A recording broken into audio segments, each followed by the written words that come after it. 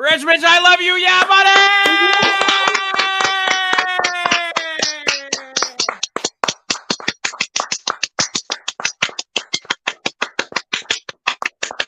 Oh, I can't clap anymore.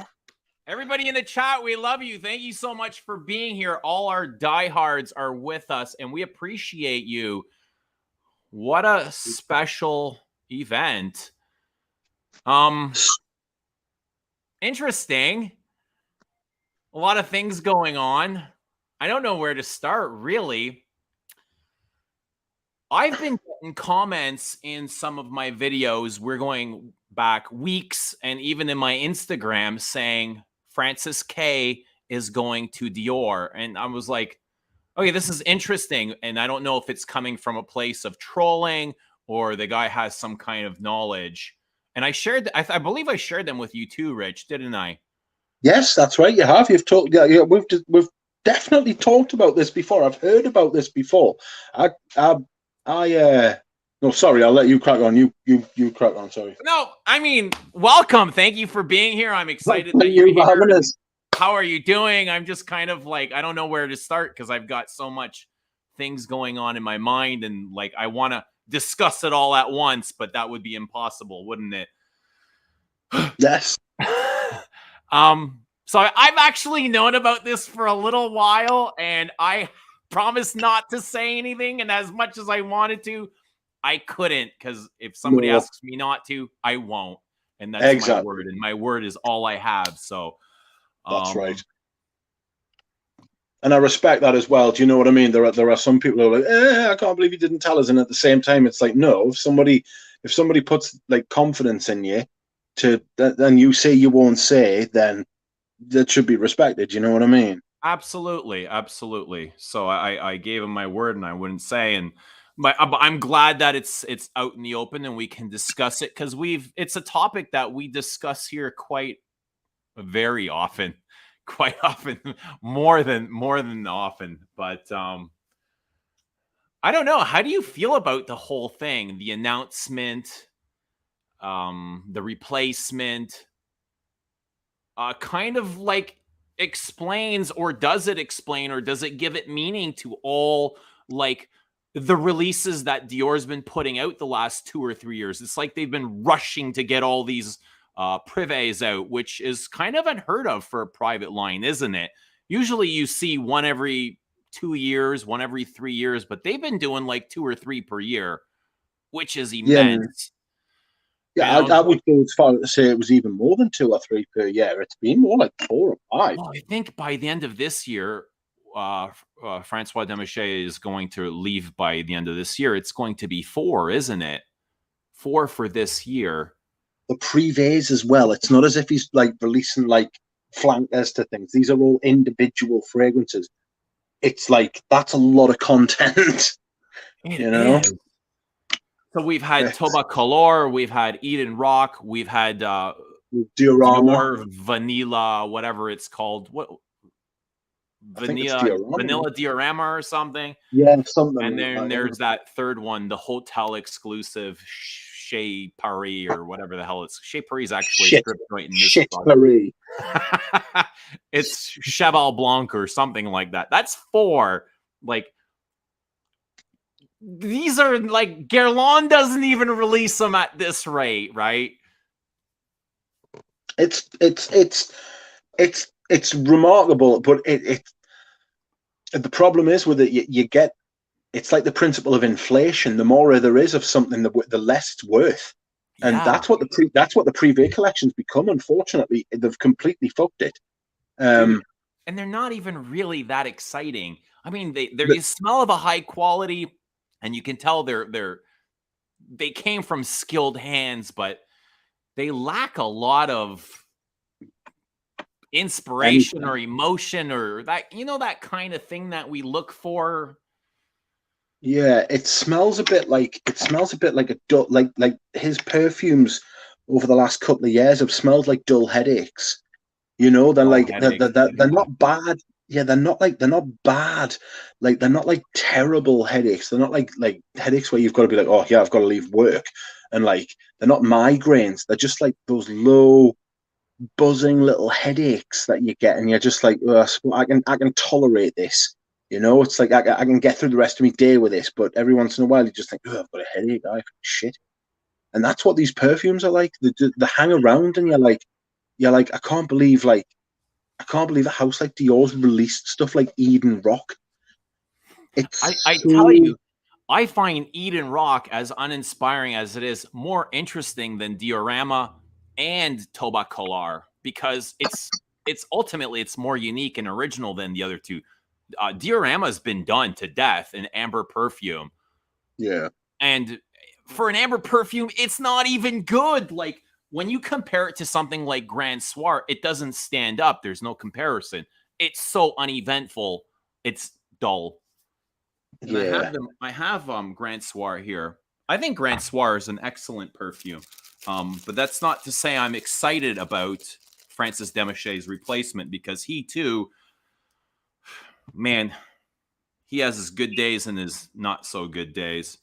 But lately it's been mostly not so good. It's been. I mean, I can't think of much that he's like he's like. There's been nothing remarkable since. I mean, I don't think Baccarat Rouge 540. If you'd given me that the day it came out, I could not have predicted the success it's had. Um, but the thing is that there's been nothing else from him since then.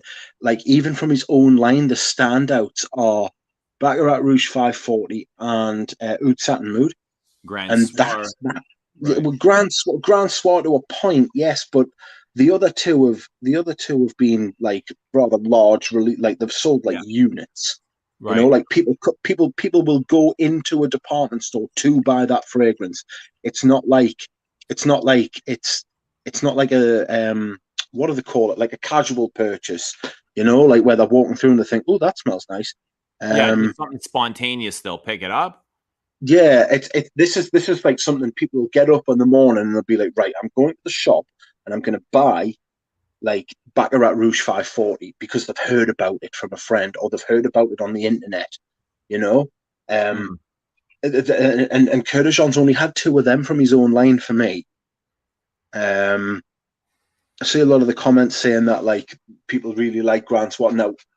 I like Fine, Grand. I love Grand Soir. I think it's brilliant. I'm not that big on Vanille Diorama though for an amber perfume. And they're both kind of sweet, but I think Grand Soir does it much better. yeah, Um, however, looking at the last 5 years, if I had a choice, Francis K or Francois Demachy, I think I would easily stay with Demachy. I find his perfumes, as dull as they are, they're still a lot more interesting than those nitro musks that Francis K keeps putting into everything. It's literally feels like the same whiskey dry down and everything. Everything's so fresh and light and breezy, and I like that kind of thing. Like I like fresh and transparent, but like these are just so dull. There's nothing to them. It's almost like air fresheners. yeah. You know, a la Rose. Man, I don't know. I can't say anything about a la Rose. The gold and the silver fluidity were just nothings for me. Um, what else has he released lately? I mean, the gold and the silver fluidity ones are the ones that I've smelled like the most recent releases I've smelled. It's not really done much for me. MFK. Like I go Yeah, there and I go there and I swan about and I have a bit smell and a bit talk to the staff, and then it's like right bye. I'm not buying anything of I these. feel like yeah, I feel like I prefer his earlier scents to his latter, like Apom, like Masculine Pluriel. Um, Absolute Pour Le Soir, I thought was brilliant. I've got a few here. What else did he do? What's the rose patchouli that he did? Oh no, don't. Was it Amaris or was it No, the no Lumiere Noir? Lumiere Noir, yeah. So it was a very unique rose patchouli, smelt like nothing else out there, and it was very light and wispy. But man, there was something in there that just gave. It's like it had this weird buzz or a weird pitch to it, and it just kind of like went around in circles and kept replaying the same pitch, like from the beginning of the fragrance to the end. And I couldn't get over that. I really struggle, and I have a bottle here somewhere. It's probably stashed away. It's not close to me, but I struggled liking that one as well. Yeah. But it's like what I'm thinking is right is so I don't know how you want to proceed throughout the stream. I don't know if you want to talk about it in blocks or if you just want to like just talk and see where the conversation goes. Right. But the way I would start is like Demachy. I did a video earlier about his legacy. Went on for 20 minutes. Legacy, eh? His legacy, like basically like the what he's done now. The perfumes that he's done. The perfumes that he's done is so the perfumes that he's done are now coming to an end, so you can look at them as a body of work and you can look at them in context. It's harder to judge people in the moment than it is when they're finished. So you can now turn around and look back, and I can say this, and it's pretty sad. And I didn't want to shit on him because I really don't know why he's like packed it in, but his legacy isn't necessarily a good one. He's had more misses than hits. For every Dior Homme Intense, there's a Vanille Diorama. There's a Tobacco Law. Hang on. Here's the thing, though. I have a hard time giving perfumers credit for creating flankers of works that they are not the owners of the original. Like, yes. I struggle to give Thierry Wasser credit for his Le Petit Robe Noir when he never made the original. He flanked it. And that's, to say, yes, Francois did create the Dior Homme Intense and the Parfum and all the other flankers, but can you really give him credit for that when he did not create the original idea? He just kind of modified it. Yes, I go into that on my video as well. I think that's what Demachy.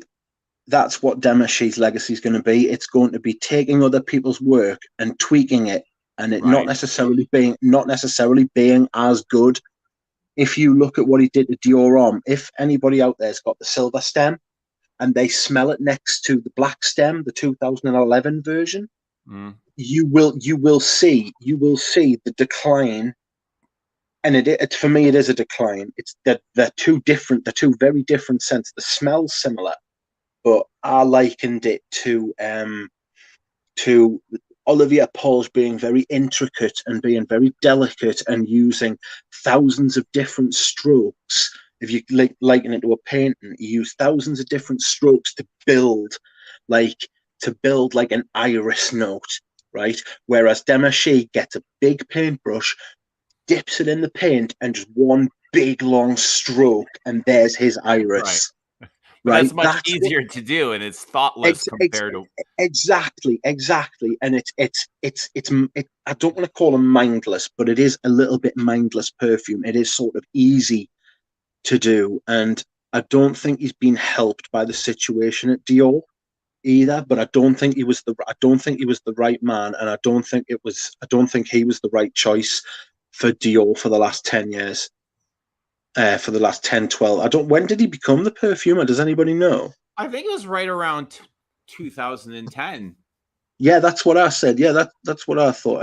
Right around, because he was credited for Leather Oud and Oud Isfahan, Ombre Nuit, which all came out around, give or take that era.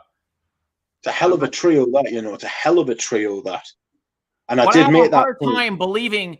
Just like he took credit now, as you and I were discussing earlier, for Bois d'Argent and some of the reformulations he's worked on, I have a hard time believing that he's the original creator of Leather Oud. And I have no proof of it, or that he's created Oud Isfahan or Ombre Nuit. because the styles are very different than what he's releasing these days. It's I mean, what have I said before? I said it smells like Dior are creating fragrances using an algorithm. It feels AI, like that. AI It feels like perfume. yeah, it smells like they're using like painting by numbers. It feels like it's dialed in. It feels distant. It feels like the perfumer and the brand aren't invested in their perfumes anymore. It feels like they're just releasing things just to like get the dopamine rush. People saying it's a new Dior, I'll have to buy it. I've got to buy it because it's a Dior. And they're not creating stuff that's like it's not only not interesting, it's soulless. And it feels like that the perfume department's like abdicated. That's a big word. So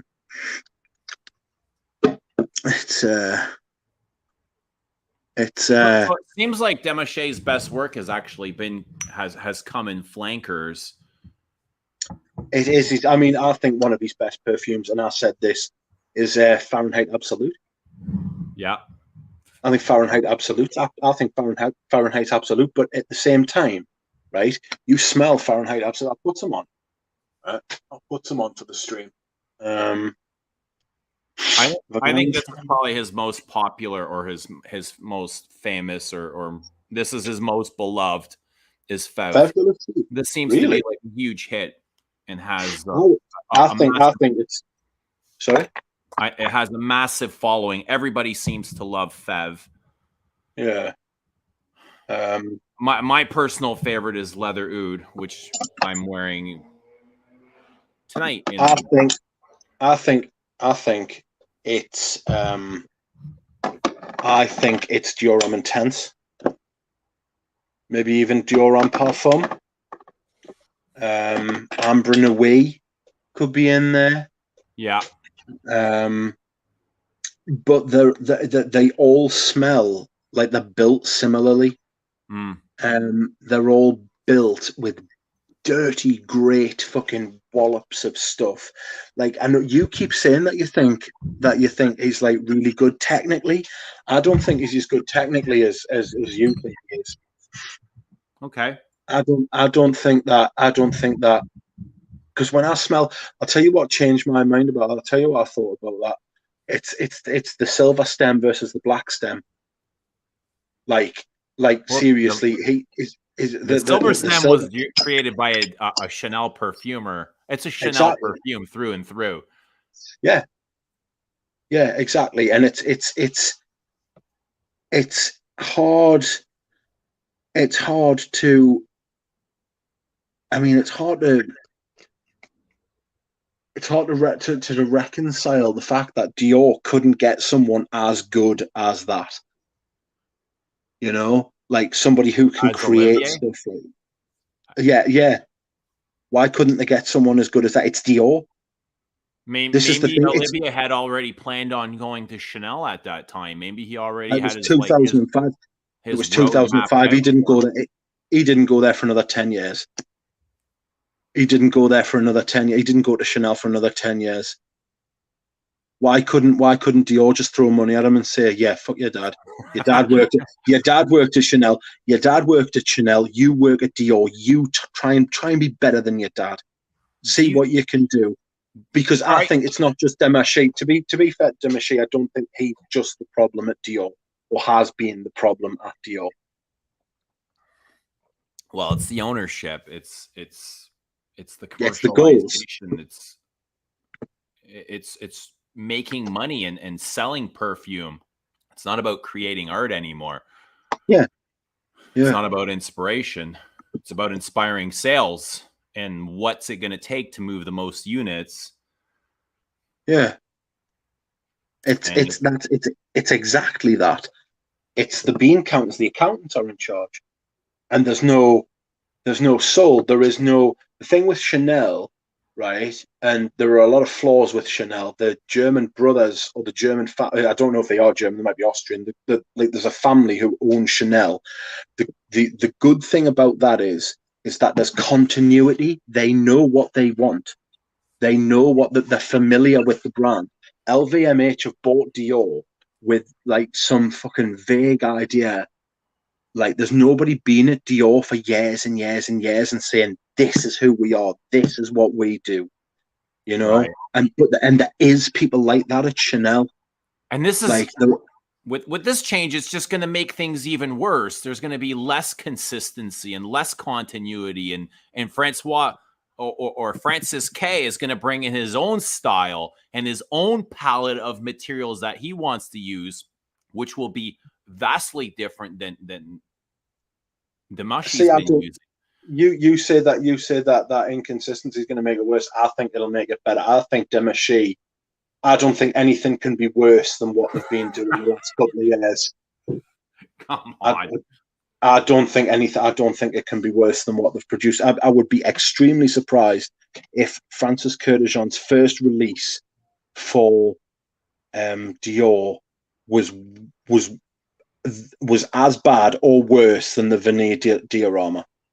So what if he were to release Gentle Fluidity in the Dior Privé?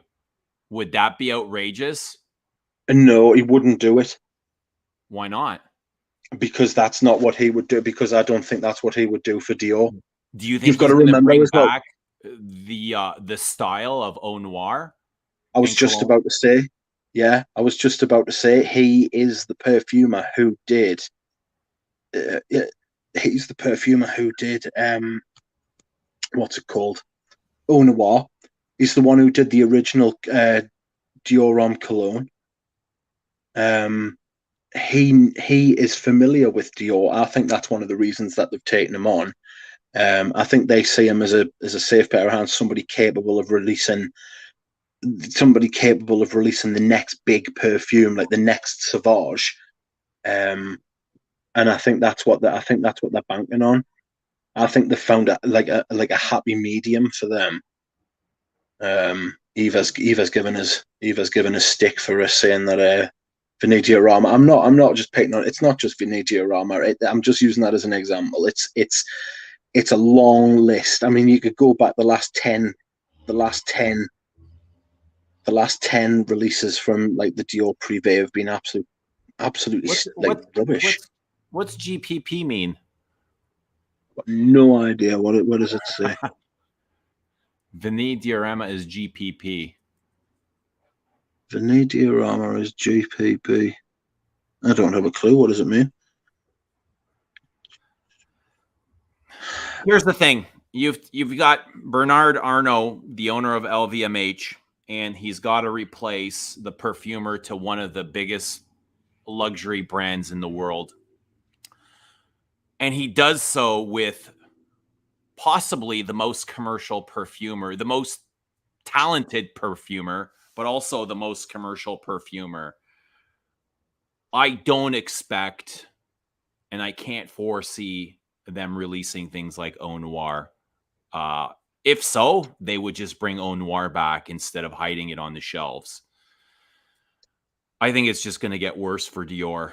And that's kind of why, as much as I would bitch about Demachy, I'd much rather see Demachy stay than have Francis K come in. I almost Really? feel like, and I don't know why, it's just a thought, but he was given the choice, leave on your own terms or you're going to be replaced. And I don't think 70 is that old. He is 70, 72, I think you were saying. I think that's still fairly young, still capable of creating perfumes. But just watching him and looking at him in pictures, he hasn't looked happy. He looked very unhappy the last few years.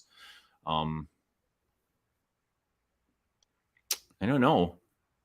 Almost looks like, he's gained a lot of weight too. Maybe he's struggling with something physically, mentally. Maybe there's a lot of pressure for him.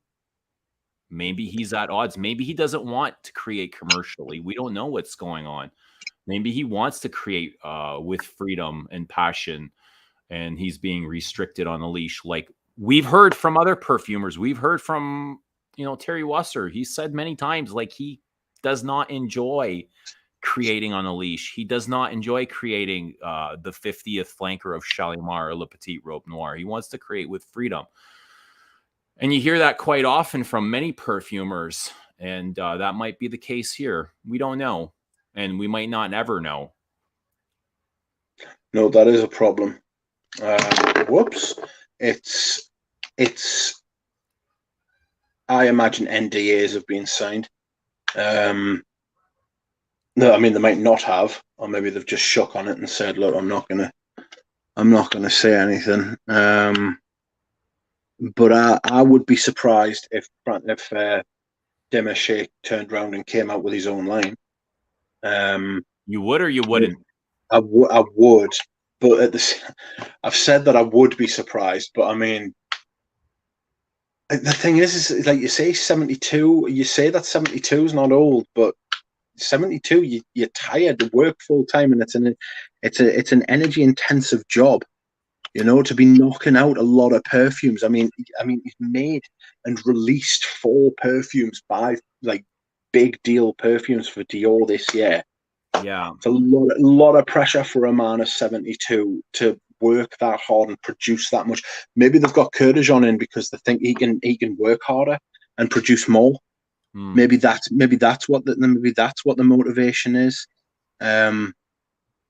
If they could try and squeeze, maybe they're doing exactly the opposite of what I'm thinking.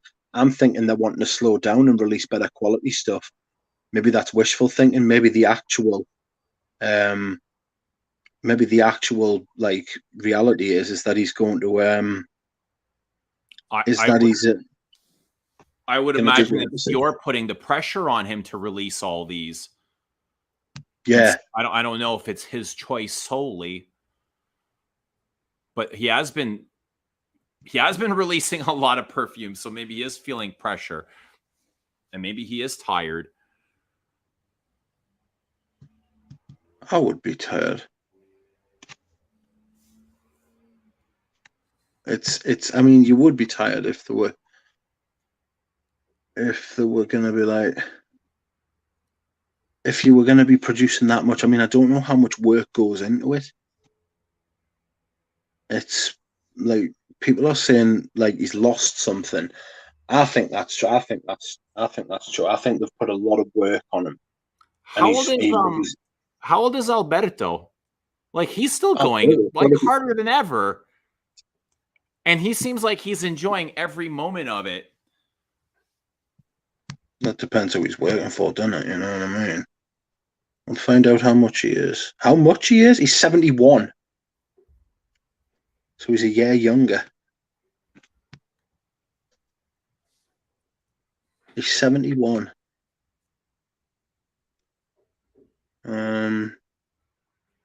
He looks great, and he's pumping out more perfumes than ever before. He might have just got it dialed in. I mean, he's worked in perfume for 50 years. So he's worked Fracois. Francois started with Chanel, or he's been with Chanel for a long time. I imagine not as a head perfumer, but as some kind of technician. He's a chemist, isn't he? Yeah, he's a chemist, isn't he? Yeah. He's a chemist. It's what? Alberto cranks out 300 releases a month. Yeah, no doubt. It seems that way. It's yeah. It's unusual how many he's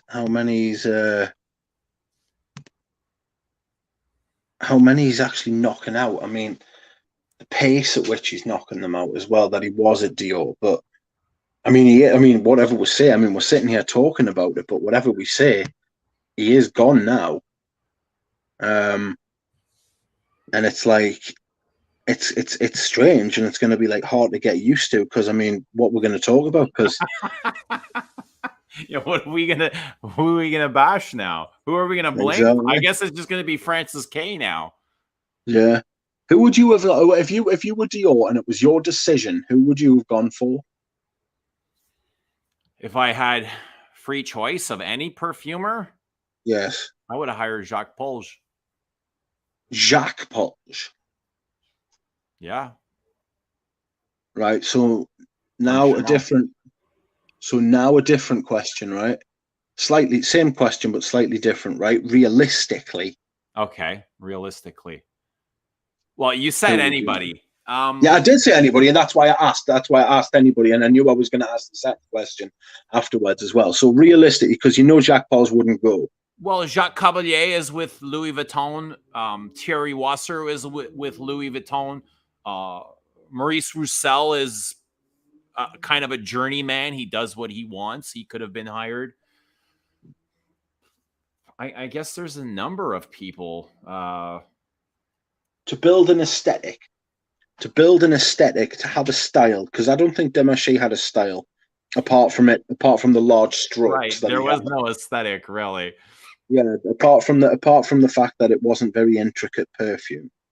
Um, I think Wasser would be a good fit there because he's creative and but again, he's going to be whoever goes there will be facing the same creative challenges and they'll be on a very short leash and it'll be more about selling perfume than creating from love from this is my passion and I get to do whatever I want. No, that's not the case.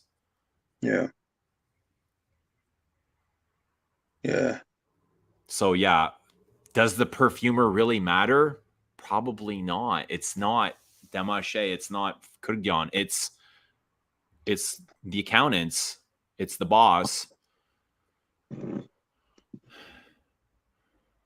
So what would you give an answer to build an aesthetic at Dior, right?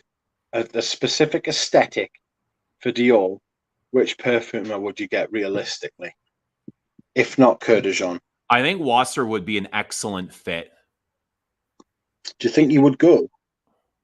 to Dior. Yeah, from Guerlain. Do you know how much bigger Dior is than Guerlain? Guerlain is unheard of outside of us. Dior is one of the biggest fashion brands in the world. Like Guerlain is, I don't think they're even a small percentage of what Dior is. And I think he would have much more. I think he'd have much more chances there too.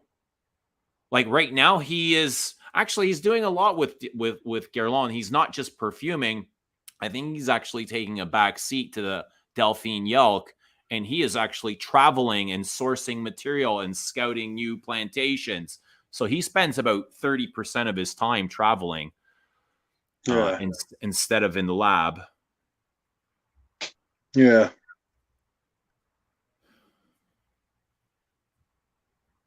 But I think Wasser would be a good fit. He's the one that created Dior Addict, Yeah, and that's pretty. That's a pretty attached perfume with Christian Dior, and he's got a style. He has an aesthetic, and he's created his own Wasserade with Guerlain. I'm sure he can do the same with Dior. Um, I'd love to see some of the heavier Dior's come back, like in the 80s and the Fahrenheits and the Poisons and the Addicts and not necessarily those floral bombs, but when you think Chanel, I think very, the Les Exclusives, very airy and whimsical and very classic and French. But when you think Dior, they're much heavier style. Their yeah, perfumes wear heavy, you know, they're thicker and richer and denser. yes, Chanel's are very aloof and sometimes cold and sterile and standoffish. That's their thing. yeah, Dior, like you notice when somebody walks in wearing a Dior perfume. yeah. I think Wasser would be a great fit there. And maybe You it's know, time. Like I feel like I don't know, the last few years at Guerlain, like nothing's really been happening.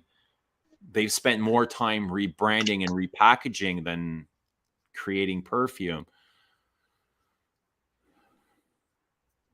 I think I would agree with that. Yeah.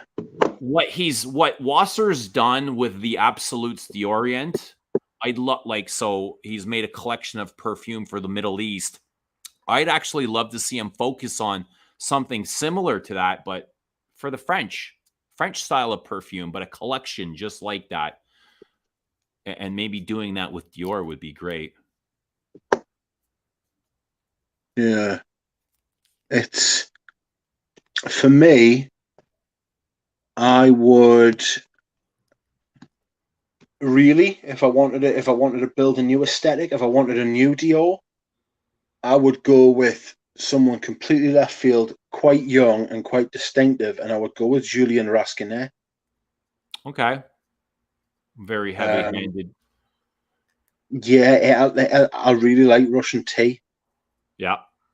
He made Russian tea, and I think that's lovely. It would go along with like the big deep scents, but he's young and he hasn't established anything. And I think that's something Dior need to do. I think they need youth. I think they need something different. I think that's like sort of what Dior should stand for and like does stand for something. If you go back in the history, like the first thing they did was do like when Christian Dior released his first fashion sort of line, it was the new look, in 1947. Mm. And so for Dior, I think re I think re I think re-establishing themselves, reinventing themselves, rather than being like quite a linear sort of brand. I think re-establishing themselves, like quite often, and reinventing themselves is something that's in their DNA. And I think that getting somebody new and young and fresh with new, young, fresh ideas to come in and represent the brand like through fragrance is probably going to be their best bet. Kurkdjian is pretty much, Kurkdjian's in his prime now. And I think what they've done is they've gone for a safe pair of hands. But if I'd been them and I was being realistic, because I mean, Rascanet would sign for them straight away. Yeah. Rascanet would like shit himself and like fucking be straight in. As you would, as most people would, you know. Um, it's just like I mean, some other people are in here. Some other people in here are suggesting like Anik Minardo, Quentin Biche, Olivia Giacobetti. Um, it's they're very they're good names. I always think Giacobetti reminds me of Tom Ford. Like she did a lot of the Tom Fords. I agree. Francis K is in this prime, and he is quite possibly one of the most talented perfumers. But looking at what he's done with his own brand, that aesthetic doesn't fit with Dior. I don't. It's very fresh, it's clean, it's safe. That to me is much more Hermes than it is Dior. He would have been the perfect fit with Hermes. Yeah, Very synthetic and all that. Uh, yeah, Julian is much more heavier handed and richer and denser.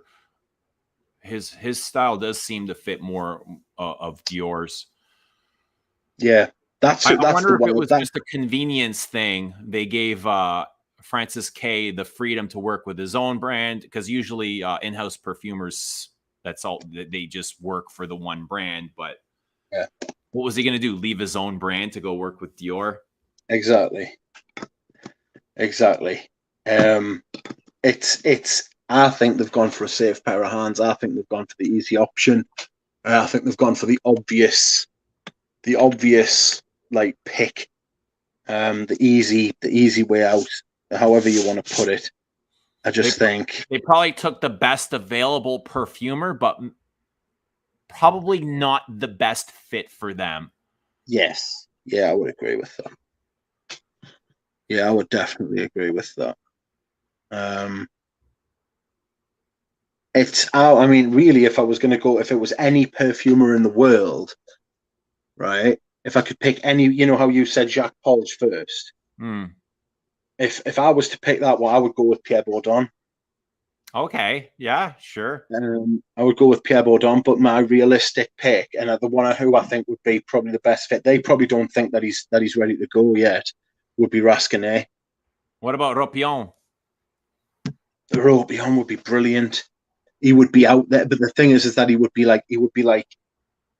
might be a bit too much for Dior. You know, he'd be creating like mad artistic stuff and Well, like really like, hang on.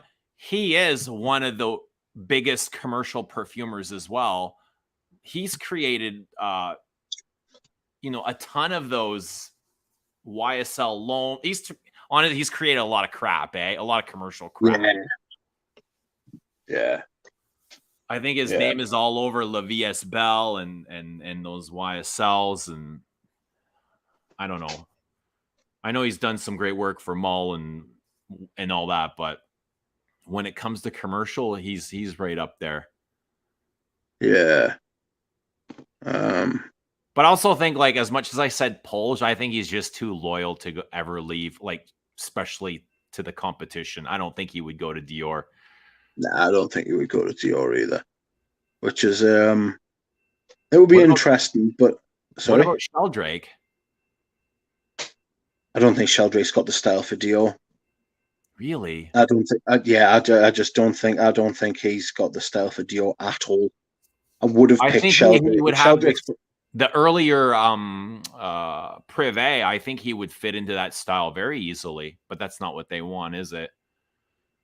I can't imagine Sheldrake putting out something like Amber Noe. No, well, I just can't. I just can't. I just can't. Not everything he does is outrageous. No, that's true. I mean, he's got some safer scents, like 5 o'clock gingembre is, it's very wearable and not outrageous. And that would fit in very lovely and neatly packaged in the Dior Privé. Yeah. I'm just looking through Rascanet's yeah. Sheldrake is personally owned by Serge Luton. Would never let him go, would he? Well, Serge Luton let him go to Chanel, and like he said he wanted. He said if Serge Luton ever wanted him to make something for him again, he would have to do it. So that's his agreement with Chanel. Is that a fact? Yes, it is a fact. Yep. I have read that. Somebody went to interview him at the Chanel headquarters. And the talks, and he said, look, I've got a job working for Chanel now, but if Serge Luton ever got in touch with us and said, could you make us a perfume? How could I say no? And Chanel understand that. This feels like a wait where everyone dislikes the guy in the casket. It's true. He must be talking about Francois. Is it like, man, too many Frances and Francois here. They both sound familiar, but. So did Sheldrake start at Chanel first, or did he start at Luton's? So I think he started at Chanel. He didn't. He worked at a company. He did his training at Chanel and then made his first perfumes for like a crazy company that don't exist anymore. And then he did oh God! And then he did Sheldrake because then he did Serge Luton, something to do with the moon and stars, because Serge Luton's really superstitious and he's really into his cosmology. Sheldrake. So, and I think no, Serge Luton, and he picked. Oh right, yeah, he's really bizarre, yeah. Yeah, and he got in the most interesting way though. Yes, oh, he's fantastic. I've got like 16 Serge Luton fragrances. Fucking love them. Absolutely love Sergio Tons. He's so like if you actually understand what he says, and I don't always understand what he says, but if you do understand what he says, I'm assured that he that he makes like perfect sense when he's like on form. I'm So, looking. okay, you look, but let me ask you this in the meantime. Francis K, does he start off, with a brand new designer, or does he make another Sauvage flanker? Where does he start? Is it going to be with a Privé? Are they going to release a new Privé? Are they going to release a new designer franchise? God Almighty, that is a very, very, very good question, and I've got no idea what the answer is. When He, in my opinion, will do. He, in my opinion, will do a privé first. when Nigel started with Hermes, I think the first thing she did was a tear flanker, Yeah, it was. the intense vetiver, Yeah, the vetiver. Yeah, it was. Yeah, but she but also Kurkdjian, did. Kurkdjian isn't Nigel. Kurkdjian isn't Nigel, though, is she? Is he? He is a completely different animal to Nigel. I mean, Kurkdjian's a superstar. With all due respect to Christine Nigel, she is not Frances Kurkdjian. Like reputation, skill, creativity, Okay. he like outshines most perfumers. You consider the stuff that he's released. I mean, He he did has them all. he has the capability to. Yes, that's probably a better way of putting it. Yeah, um, yeah, it's interesting to see how the dynamic's going to work, to see what's going to happen, and I think I'm actually quite looking forward to see what he's going to do first. Like, Yeah, she there's did she did Gallo and Twilly as well. I can't remember what was first for Nigel. Okay, I think her first men's was the tear flanker, and then yeah, she did for the Hermescent, she released 3 in one shot. Actually, it was 5, including the 2 oils. It was 5 in the Hermescence collection. She did Agari Ben. What were the other 2? was it not the porcelain? No, the Muguet porcelain. No. There's a certain point in the Hermes essence where I sort of like run out of There was a like floral. There was a cedar sambac, the jasmine cedar sambac, and then there was a rose, and then there was the 2 extraits. So it was 5 in one shot. Hermes essence. Meraglingtine. That's that. Yes, Galen on the Osmanth, one. you know. No, that was Jean Claude. Jean Claude. It wasn't Rosa Gabbana. A Peace Marine. Eglantine. Yeah, I'm and then just there was looking the at them. cardamom. I think there was a cardamom something. Oh God, I don't know. Anyway, it's not I don't. important. It doesn't matter. Do you think Eleanor would do a good job at Dior? I don't think it would be the right fit, the right match. No, I don't think it would be the right match either. He's Hermes. Like, I'd love to see him go back. He's Hermes through and through.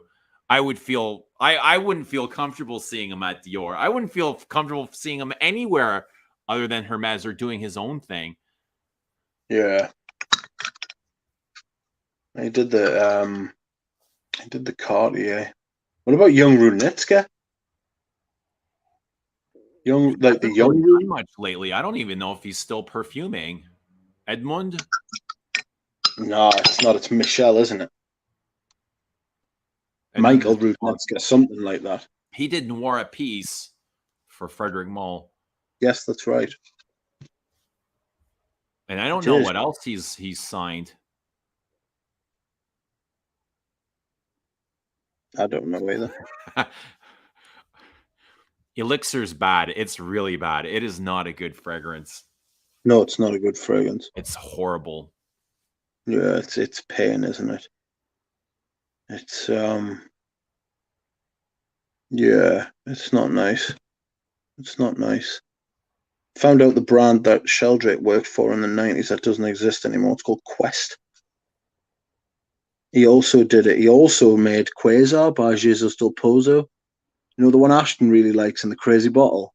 It's got like blue, and then it's like black on each end, and there's like a neon blue through the middle. Had no idea he made that. No idea either. That was 1994. He's also credited with Coco Noir and the Coco Noir Extrait. No shit. Not Paul's name is not on there? Not Paul's name is not. I'll click on it now and find out. It was made by Jacques Paulge and Christopher Sheldrake. So Paul's name is on there. Yes, it is. I just clicked and found out, but he is credited like Demachy. His Coromandel absolutely reeks of Borneo 1834. Yes, it does. They're so similar. It's absolutely they're blatantly. It's Sheldrake's blatantly all over that. Like Paul just turned around to him and said, "Do you want to make one? Go on then. I'll let you make this one." You think? Yeah. I mean, Paul's might have tinkered with it a little bit, but I think it's got because I can't remember which one came out first. I'll have a check. What am I looking for? Coromandel or Borneo? Yeah, I think Borneo came out first. I think it's hard to know. We'll never know. 2005 for Borneo. I don't think Sheldrake created it, even though it does smell like a Sheldrake. It's very possible, and Polish is very capable of creating something like that. Coromandel. Surely Coromandel came out on an EDT. There it is. Les Exclusifs. But I'll tell you, the Chanels feel much more refined than the Louis do. Yeah. Like they I just think like Coromandel just comes through thick for like Le Leon. It's not even the thickness, it's just how smooth and symphonic it is, and then you smell the Loutons, and not in a judgment bad way. They're just much more butch. They're much more of a statement maker. Yeah, sort of like a Kurkdjian is. Like Kurkdjian is a much thicker perfume, big, dense. Like you did with Lamol. Like when you smell the Lamol flankers, they're very heavy and syrupy and loud, but then you smell his own line, and there's just they're so soft and clean, and they're elegant, but really boring. I guess that's what sells now. That's what people want to wear. People want to buy outside of this little area here. There'll be a change, you know. I mean, that there'll have to be. It can't just go on like this. It's intriguing. We're at a point. I mean, just in general life, we're at a point of huge change now. Like around the world, everything's changing, and I would expect that to be reflected in perfume soon. I think everything. I mean, if you look at the state of Guerlain are in total flux as a brand. Like everything's like up in the air. It's as if like they've taken the brands like a pancake and they've like tossed it up in the air, and it's still like flipping around, and they're still waiting for it to fall and see where it's going. Still waiting for it to fall back down to see which side it's going to land on. To be honest, I think they're fucked, man. Yeah. Once they land and all the Guerlainophiles have the new packaging bottles that they want, who else is going to be buying these things for $500? Exactly. It's insane. Who are they aimed at? What's the thinking? I don't know. They couldn't sell at $300 a bottle. Exactly. Like they've repackaged Louis, like the men's Louis in the black bottle. Yeah. and they've put it in a bottle. It didn't sell. It didn't sell, and then what they thought, I know what we'll do. We'll we'll like quadruple the price. But that's their mindset. This isn't the first time they've done that. They've released, I mean, they've discontinued so many things and put them in the women's Parisian B bottle and tripled the price. They didn't sell Yeah, at the original $100, but now they're $350. yeah, exactly, Where's the exactly. ration? What's the thinking? It's so beyond like common sense. You know, it's like it's so beyond common sense that it's like I literally it's it's hard to like empathize with. It's hard to like to rationalize it in your own in your own mind, because you know about perfume. You think, well, that's common sense. I would do this. I wouldn't do that. And then they go and do something completely different, and you're like, well, like I've lost my footing. You know, it's like I'm not sure where I stand with perfume. Maybe that's the point. They're just trying to fuck with my heads. I tell you what, buying those Guerlains are great investments, though, because whatever packaging they have now will be changed within 5 years. I guarantee it, they'll be different. So buy your bottles, they'll go up in price, and then you can buy the new releases. Yeah, yeah. Like, And look then at what people, they've done with the original arts and materials. How many times have they yeah, changed? You had your original, your bulb and your atomizer removable. Then they changed them to straight unremovable bulbs, which were a disaster. You had particle of bulbs falling inside of the oh, perfume, like through the stem. Then they discontinued those and made like non-removable atomizers. They've had those for about 2 or 3 years, and now completely repackaged the entire collection. Discontinued like names, or they just change names of the fragrances and rebrand them. I guess because they didn't sell the first time, they think by changing the name, it'll be better off and doubling the price almost. It's not double, well, but it is considerately more. the thing is as well, it's not as if they're improving the fragrances. It's not as if No, like they've gone from like what? they've probably Sorry. been reformulated. They're probably not even the same perfumes, but the price has gone up. Yeah, it's like you would think if you're paying double for a perfume, right, that you would be getting like maybe they've used like sandalwood A in the first one, and Yeah. then they found this like super new sandalwood, and they've thought, well, we're going to have to double the price, but fuck me, this sandalwood, it's going to change your life. You're going to have a religious experience. You're going to cry and fucking come in your sleep. You know what I mean? It's going to be like this perfume's going to change your life. You know what I mean? You're gonna get back with your ex-wife. Like things Yeah. are like things are going to change. Like life's gonna be like great all of a sudden, and it's just not what's happening. Like everything's getting worse, and they're charging you more for the privilege. You know what I mean? It's it's it's hard to fathom. I just don't understand. Unless I mean, I know the price of shipping's going up. You know, like just generally the price of shipping's going up. Um, to Oh, I know.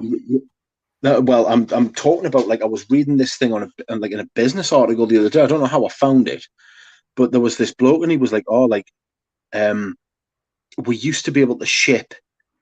We used to be able to ship like on you buy space in a shipping container, right?" And he was like, "You used to be like we used to get the package. We buy the same thing every month for the last 10 years." And he's like, it used to cost like $3. Now it costs like 25. Like Wow. for the same space, for the same like, and that's just the shipping. He was like, and that's just the shipping. He was like, never mind the price of the actual item, which has also gone up through the roof. Hmm.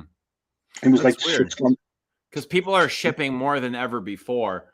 And usually, when you get an account with a shipper, the more you ship, the bigger discount they'll give you. Yeah, and it's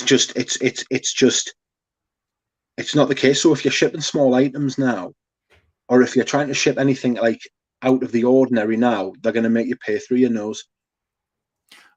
I don't know what the So the 75 mil art and material bottles, what would the last price was? I think the last time I bought one was 270 Canadian. I think I remember them going up to 300. And now that they've replaced them in the 100 mil bottles, the price has gone from, which I believe is 300 to 430, which is a significant price increase. Pain and suffering. That's what it is. They're trying to get rid of the fucking small and medium-sized businesses. You know, like the small, like, I mean, fucking hell. Like, I got a parcel from Matry out this week. And it wasn't marked as Perfume. it wasn't marked. Yeah, it wasn't. Yeah, it wasn't. Yeah, it wasn't marked as that. And also, yeah, basically, I won't say what else, but I didn't have to pay VAT because it wasn't. It didn't qualify. There's a threshold that you have to meet, and this item that I bought was marked as being well under the threshold. And if you try to do things in a different way, if you try to do things the right way, if you try to do things legally, you're going to pay for it. Absolutely. You know, if you try and be straight down the line and think, you get punished for it. Yeah. You know what I mean? I imagine a lot of brands aren't they aren't marking their packages as dangerous goods. I would say almost there are I would say there are fewer that mark them as dangerous goods than there are that don't mark them. I would say there are fewer people who are doing it straight than there are people who aren't. Simply because it's too expensive. You're being squeezed out. It's the people at the bottom who are being squeezed when it shouldn't be the people at the bottom. Or if we've got problems as far as deficits and tax, and I don't want to get political, but it shouldn't be the small businesses and the small people who have to foot the bill. The people who have already suffering the most. You know what I mean? Like if you're trying to make an extra couple of quid, and like someone's just being like, "Yeah, I'll have half of that, thank you." Yeah, it's just bollocks. It's just bollocks. And like there's I've no tried end to buy. in sight. It's just the prices just keep going up and up and up. This isn't the end of it. Don't even imagine this is going to be the end of, it doesn't end at 430 bottles. In 2 years, there'll be 500. Yeah, exactly. It's hard to wear as well. There's like a massive feeling of injustice going around, like a huge feeling of injustice. And it's you'll. I mean, I live in Britain at the minute. They're talking about another winter of discontent. I don't know if anybody outside Britain knows what that means, but like, there's going to be hell on in this country. Like, I tried to fight. I'm not on the grid, the gas grid anyway. I'm not like in America. I know in North America that means something else. Like, I'm not on like the gas mains. I don't use gas for my house because I live quite rural, and we've got like an oil tanker to heat the house. Yeah, and we've got like a heating oil tanker that we've got to get filled with, like, say, like a few thousand liters of oil, heating oil, and it's doubled since the last time we filled it up.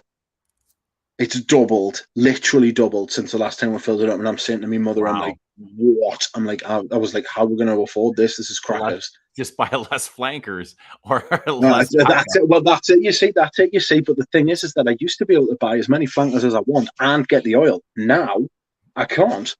So now I'm going to have to buy 20 a month. Exactly. So I can only buy a certain amount. I used to be able to buy 50 fucking perfumes a month, and now I can only buy 20. And that's literal real world problems. That proper kick in the tits. I blame Fracois Demachy. Actually, he saved me a fortune because he's released loads of shite, so I don't want to buy it. I've made him a fortune. Yes, the thing is that, like, I should be nervous really because Demachy, Kurkdjian coming in, he might create some shit I want to buy. You know what I mean? Right. I just struggle to see how Demachy how Kurkdjian can be worse than what Demachy's produced in the last couple of years. Well, if you look at what he's done for his own brand and you look at what Demachy's done for Dior, I'd much rather wear the Dior's than silver and gold and all that fluidity stuff. But whatever. Yeah, Anyway, I'm excited for what his first release will be, and it'll give us kind of a perspective of which route they're going to take, and hopefully it's not the one that we're assuming it will be. No, I agree. Crying shame. I think I'll fucking cry in my beer that I don't drink, but you know what I mean. Yeah, be crying into your coffee. Yeah, in my fucking coffee. Crying into your splash bottle of Heritage. Ramsey's been trying to get us to get that recently. I've got some perfumes that are coming. Should I throw the link out? Oh God!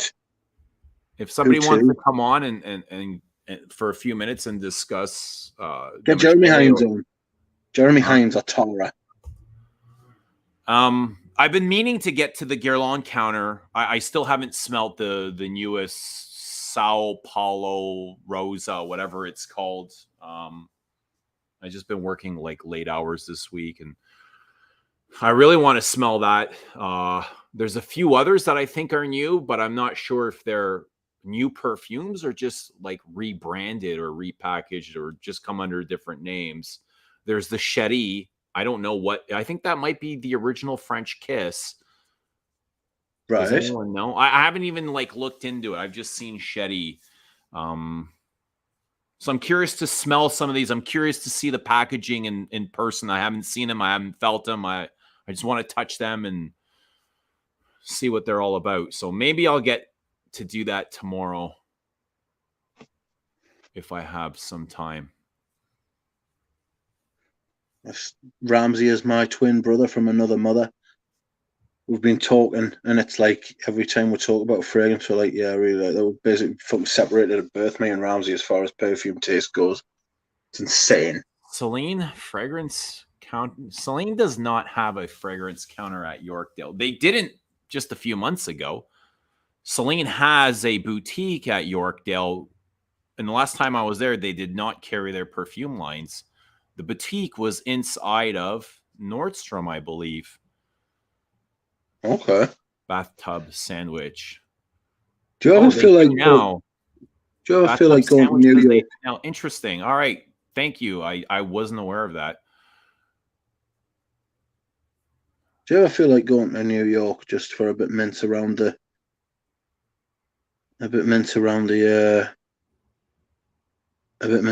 the fragrance like stuff? So like you did with like no. Across from Holtz. Okay, I'll check it out. I mean, I've smelled a lot of their stuff, but there's a few pieces that I'm not familiar with. I don't even know I don't even want to know what the prices are in Canadian dollars. It'll be fucking massive. I think they went through a price hike too. Everybody's doing it. Everybody is putting their prices up. There must be like a reason for it. It can't just be like an organic thing. I think historically it's something that's always been happening in perfume. Yeah. Well, you can go into some of those written forums and read articles that are reviews that are 10 years old, and they usually put the price at the bottom. They'll review the price and you'll be like, oh my God, I can't believe like they used to charge, $175 for Chanel Les Exclusive. Yeah. I think we talked about this because I sent it to you and Galen and Thomas. I found, or I was sent by someone, a list of perfume prices from the late 80s. And it was just like a photograph of a list of what the prices were. And Antace was like £20. Wow. And it's just like Antace is like 60 or 70 now. And it's like, wow. It's like, how did that? And Antace, I'm sitting staring at like one of my bottles of Antace, and I'm just thinking about it. And it's just like, you could spend 3 or 4 times that amount of money like that you'll pay for Antace, and the fragrance won't be as good. It's such a good perfume. It's so good. Right. Yeah. It's like you can pay 80 quid for a bottle of Antace now, right? And you can pay like 300 quid for another perfume, and it won't be as good as Antace.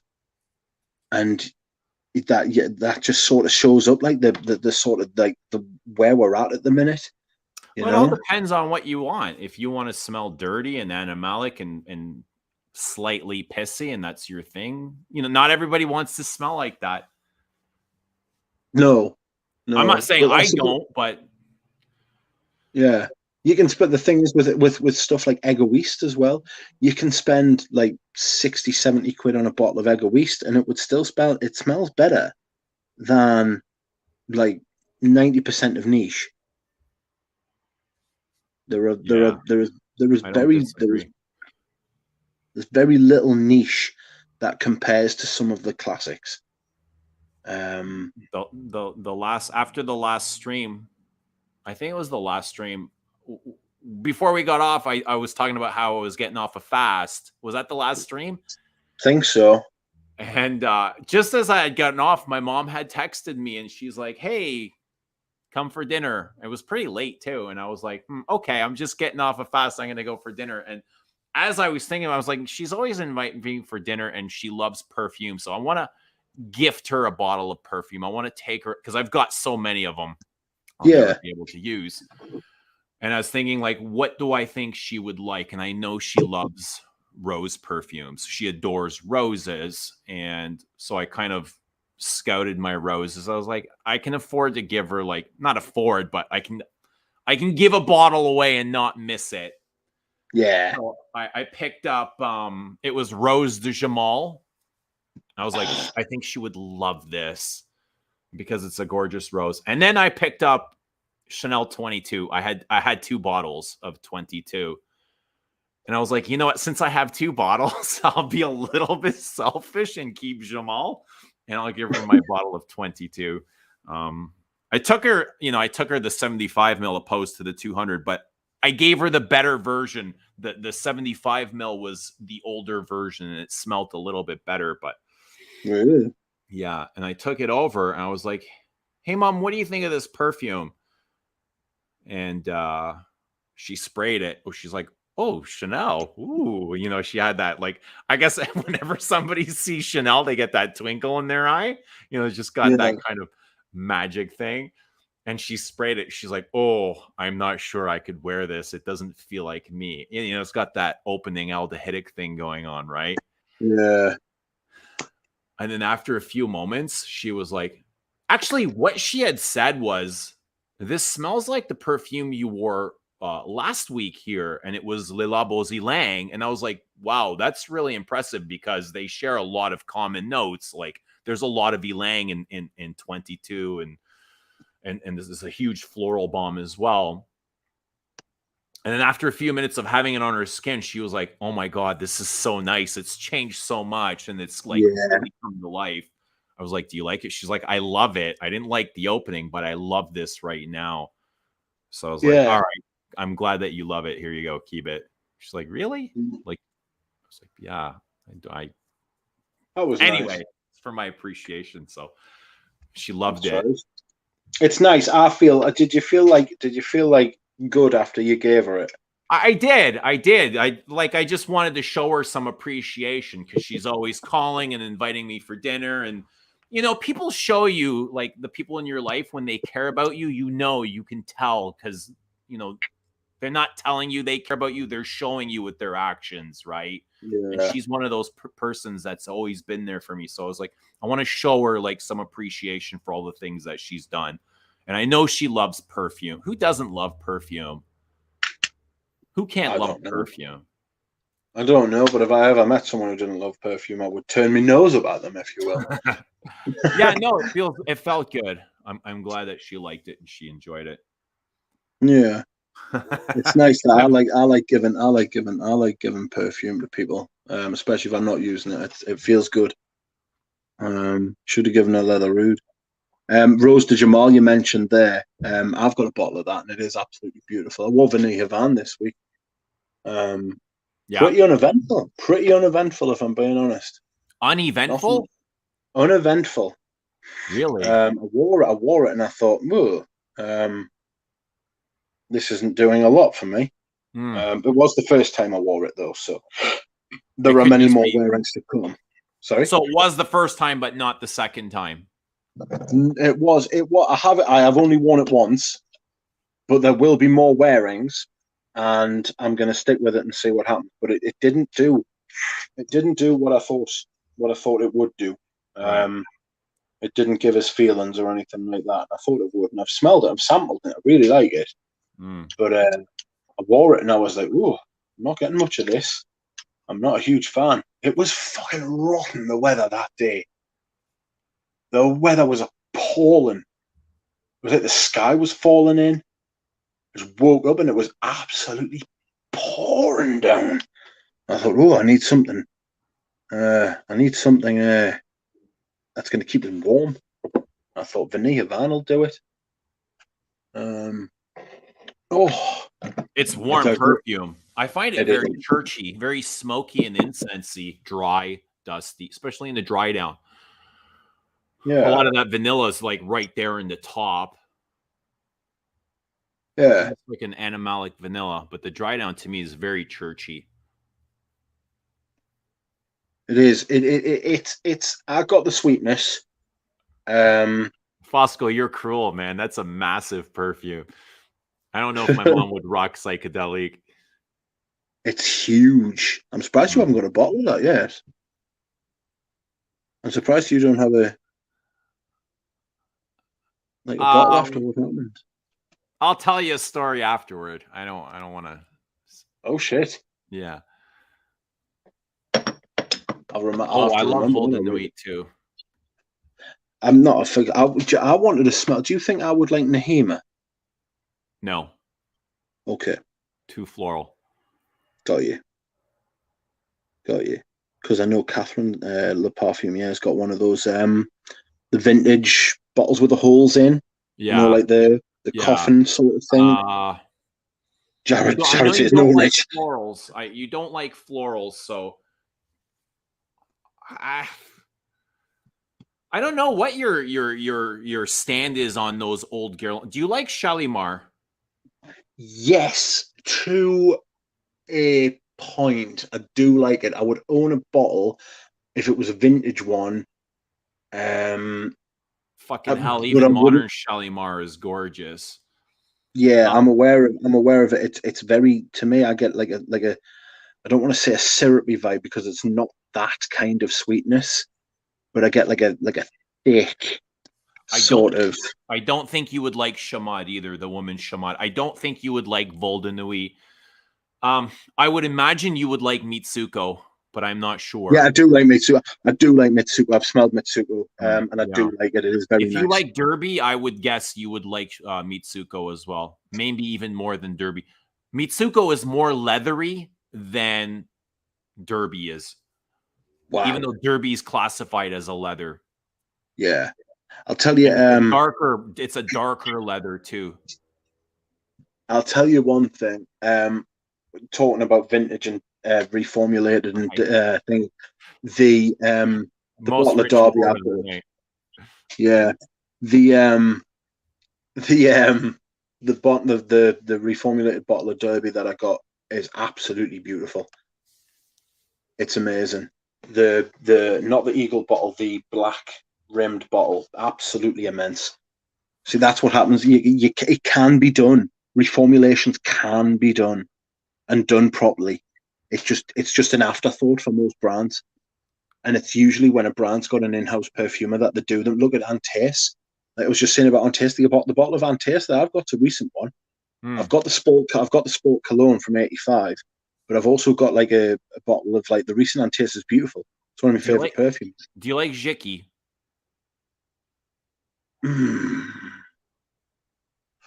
I think Jiki's all right.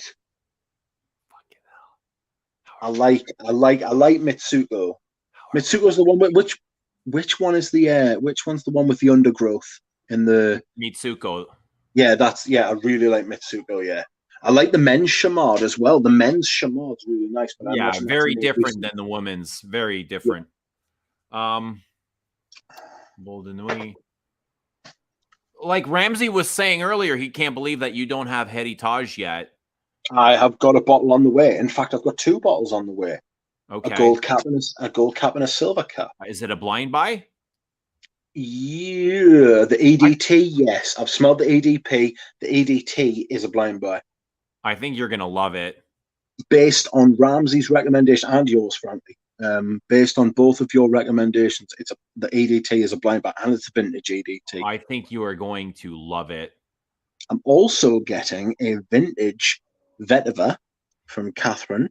I think you're going to love that too. Yeah, I've already got the frosted glass one. You know, the squarer one. Yeah.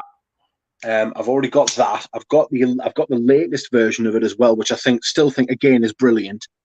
The latest version of so don't be put off by the fact that the latest version of vetivers, seriously, if you feel like you want it, buy it.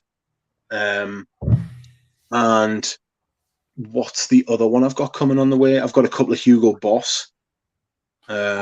I'd be surprised if you liked Habit Rouge though. No, I don't like Habit Rouge. I don't like Habit Rouge. I've smelled the latest one and I've smelled the vintage, and it's the lemon in it. It's too it smells a bit granny-ish for me. It's got a granny vibe. Rich driving by a lemonade stand gonna run everybody over. That's right. That's right. Rich is coming. There's that crazy duck. That's just quacking out the window. That's like me horn. I'm braying me horn, right? As I'm pounding on the horn, and the horn's actually just like a quack. You know what I mean? It's like people are like, "What's that quacking noise?" And they see a car hurtling around the corner. It's me, covered in feathers. Yeah. The horn blasting the horn, and the horn's like whack, whack, whack. People are running for their lives, covered in lemons. Catherine says I need to try Guet à Pen. I've never heard of it. Guet à Pen. Never heard of it. I don't know what it is. Can you elaborate? I do beg your pardon? I've never tried it. What is it? Who is it by? It's a Guerlain. Oh. Gold Cap Heritage EDT is my favorite fragrance of all time. I believe that's the current Royal Extract from Harrods. It's been again repackaged and rebranded, and you can only get it at Harrods. Zhao speaks true. It's the only lemon I ever loved. To be fair, I'm not as harsh on lemon as I was. There's a couple of lemons that have surprised us. Is dress code discontinued? I believe it is. They haven't. They usually release one every year, like a new jacket, but it's been a while since. It's been a couple of years since ones came out. I think the last one was the camouflage design. There's another one, isn't there, as well? There's another Habit Rouge that comes in a dark bottle. The juice is really dark, I should say. Habit Rouge? Is it the dress code? Is it the extreme? No, is it not? Is it not a different one? There is a different Habit Rouge. I'm telling you. There is. What's it called? It's got the blue. It's almost blue juice. It's really dark. What? Or maybe it's a blue bottle. I'm sure there is. Dress code. Is that dress code? Is it? In the blue bottle? I'm sure. Hold on a second. Well, dress code comes in several different bottles. Habit Rouge.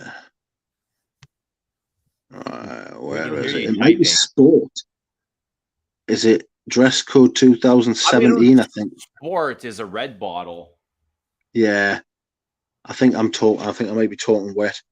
I think it might have been the dress code actually, just in one of its crazy dark red. Let me get my dress code. Hold on. Right now, chat. It's just us. It's not an eau de cologne. Where is it? There's a Habit Rouge Lex Straight. Imagine that's thick. I have that somewhere. Have you seen the new? Have you seen the new bass note? It's back up. Yeah. It's not bad. So that might be it, you know, Catherine.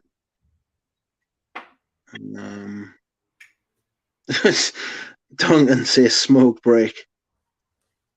It's like 1:30 in the morning here. Yeah, like Eugene was like, "Oh, do you want to do a stream? I've got a couple hours." I was like, "Oh, it's 12 o'clock," and he was like, "I know, but Demachy's just left Dior," and I was like, "Oh Christ, he has. I will have to. It'd be rude not to." It would be rude not to make fun of him, eh? It would Going be on rude him and not Princess to. K. It would be rude not to. Host beef. I like that name, Host Beef. Host Beef. Rich, are you thinking of Bleu de Chanel? I rarely think of Bleu de Chanel, if I'm honest, Host Beef. Okay, so I've got the toilet. Actually, I've The got toilet? more somewhere. I had Is that a gifted my... vintage? Huh? Is that a vintage? No. I had gifted my brother a bottle of Abbey Rouge once. Okay. And he came over to my house a week later and he gave it back to me. He's like, dude, I don't go to the fucking opera. Where would I wear this? Get out of here, man. Keep wearing your Eros and Le Mal. Yes. But that's what he said. He's like, where would you wear this other than the opera? That's what my mate's got a bottle and he absolutely worships it, right? And his wife says to him, "Oh, you smell like my grandma." And he's like, "Get in." He's like, "I love it." Did I ever try Abbey Rouge Sport? Well, yes, I have. No. Abbey Rouge Sport, and it is a very good perfume. Much better than a sporty fragrance. So do you think it suits like the sport name? Yeah, it does, but it's really good. Like, I like this a lot. It's so citrusy and fresh, and it's got depth. Okay. And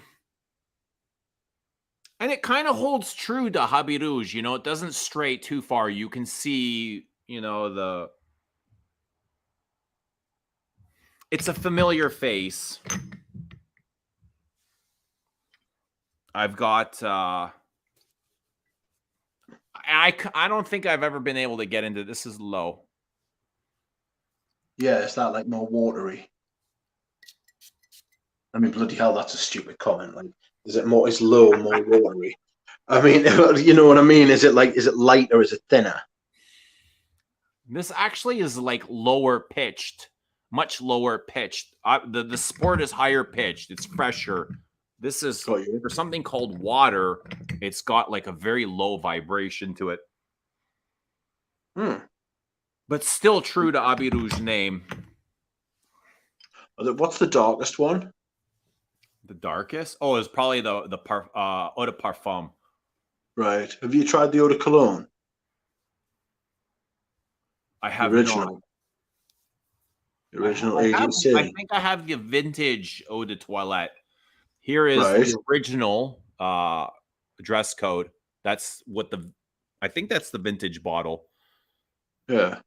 And this is, I guess, it's good for what it is. It's a heavier version, almost a gourmand take on Abbey Rouge. That's interesting. Like heavier on the vanilla, heavy praline, really smoky and leathery. The leather comes out quite ashy and dark. Yeah. Nice perfume. I like it. I can't imagine like Abbey Rouge being like smoky. Yeah, it's really smoky, especially in the dry down. Like, you don't notice the smoke in the opening, but as it starts to dry down, which is rare because usually smoke notes are right at the top. This comes like, it starts appearing 3 or 4 hours in. Oh, yeah. This is another Abbey Rouge dress code. So they were kind of doing like every year they were just kind of updating the packaging. That's number 2. This is number 3. And that's where I stopped. After this, it was a camouflage jacket. I don't have that one. I was just like, it's the same perfume. I don't really need it. Like 300 mils of dress code is more than I'll Yeah. ever need in a lifetime. Do you wear it much? Oh man, it's probably been a year since I've worn it. Yikes! That is I'm wary of that personally. Like not wearing certain things. I'm looking at how can you? Are there things in your collection that you haven't worn a year? There must be. Yeah, I'm looking at L'Ommasial Eau de Parfum. Haven't worn that I in a haven't worn a year. L'Ommasial in yeah, it's been over a year since I've worn one. Yeah. So I try to spread it out, but I also try to wear my favorites because you've got to enjoy it. If you're not enjoying it, then I might wear Samsara this weekend. It's looking at it. It's calling to us. That's brilliant. Yeah, the Eau de Toilette. I've got the Eau de Parfum as well. The Eau de Toilette, jasmine in it gives it like this sort of feminine vibe for me. Excuse me. The jasmine gives it like a feminine vibe for me, but still, no one's going to mistake me for a girl. So I'm going to wear it. It's one of the only like female marketed perfumes that I've got. I was thinking about that the other day. Sam Sarah? Yeah, I haven't got many female marketed perfumes. For all I say and believe that you can wear what you want, I tend to go like for like heavy masculine leaning like perfumes. Which is quite weird. You need Shalimar. You need Shalimar. Yeah, I've got Shalimar. I've got two. Oh, excuse me. Sorry, I'll show you the ones I've got. Oh, yeah, I don't like showing dust or fingerprints. It's kind of a pet peeve of mine, Eva. So I like to wipe my bottles down. Oh, is that the towel? Oh, he's got the towel. Yeah. Yeah. The towel is back. Hold on a second. I will show you the two Shalimar I've got, and I'll also show you something else that I've picked up recently. So, brace yourself. Are you going to show us something? I'm going to blow you up. There they are, look. Both testers. So I see the EDP on the right, and on the left is that... Wait, that's not regular Samsara. Is that the flanker? No, it's the Eau de Toilette. It's just the Eau de Toilette. It's the original. It's the original like packaging. An air version of Samsara. No, it's just a tester from. It's like one of the first bottles, I believe. And I just had to have it because of the sandalwood. Like Catherine had it, and I knew that, like, you know what I mean. When you buy from them, it's going to have been stored correctly and everything like that. So I just thought, bloody hell, I must have it. Finally, the truth is revealed. You know, this is the fragrance that got Jean-Paul Guerlain fired, right? Is it really? Yeah. Well, I mean, it wasn't the fragrance that got him fired. It was the comment that he made about the fragrance. Yeah, I know, when he used the N-word, yeah. On, like, national television. Yes, I've seen it in French. Yeah, I've seen the clip. And it's like, God, just don't. Just don't. Just don't say it. Just for God's sake, just don't say it ever. You know what I mean? How can you not like appreciate the sheer history, the weight of it? You know? But I mean, he was an old man.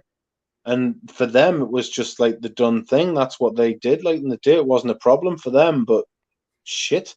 Well, yeah, he made it seem like it was quite a common word to be used back then. Yeah, I know. And it's like, I mean, he did it in 2000 and like 2000, was it the 90s? I thought it was 95. Yeah. He just like flippantly just flung it out there. It ended in a 5. I'm not sure, but it's not really important. Yeah, it's not. It's you know, Ramsey says back when they could use real Mysore sandalwood, that's one of the reasons I bought it. Just got the real Mysore sandalwood in it. I prefer this over this. The jasmine is much less pronounced in the eau de parfum for me, and the I think sandalwood's it's more supposedly. ylang in the eau de parfum. Yeah. I might wear that. I don't know. I'm gonna wear one of them. But it's proper high class perfume. It does smell like you need to be in a tux for it. I mean, you don't, but it makes you feel as though you're in a tux when you're wearing it. Yeah. And I'll show you something else I got. I'll show you what I actually got this week. What did you wear today? I wore Bois d'Argent today. What did you wear? I've been really wearing like a lot of the things that Antoine's been creating for me. We're trying to finalize our like one of the perfumes, and he's sent in a bunch of modifications. So just kind of narrowing those down. I haven't worn anything outside of those except for today when I got home from work. I put on leather oud just for the occasion. I think from all the perfumes credited to Francois, this is my favorite. I think it's his most brilliant. Yeah, it's actually one of my favorite perfumes, not just. Yeah, I love leather oud. Yeah, deserves credit for the stuff that he's done. That's something I said when I was like slaughtering him in my video. I was like, he's capable. He can do this, but he just doesn't, and that's one of the worst parts about it. You know, it's like, yes, you can make these like brilliant perfumes, but why don't you? You know. But I'll show you what I got this week. You'll recognize it straight away. Da, da, da, da. Big orange bottle of Ultra Zest. I'm so surprised to see that in your collection. It's just, you know what it is? It's just because of how rare it is now. And I wanted it for because it's a vintage. It's discontinued, it's gone, and it's not bad. I'll wear it when it's hot. Maybe. But it's just outrageous. It's just a great big orange thing.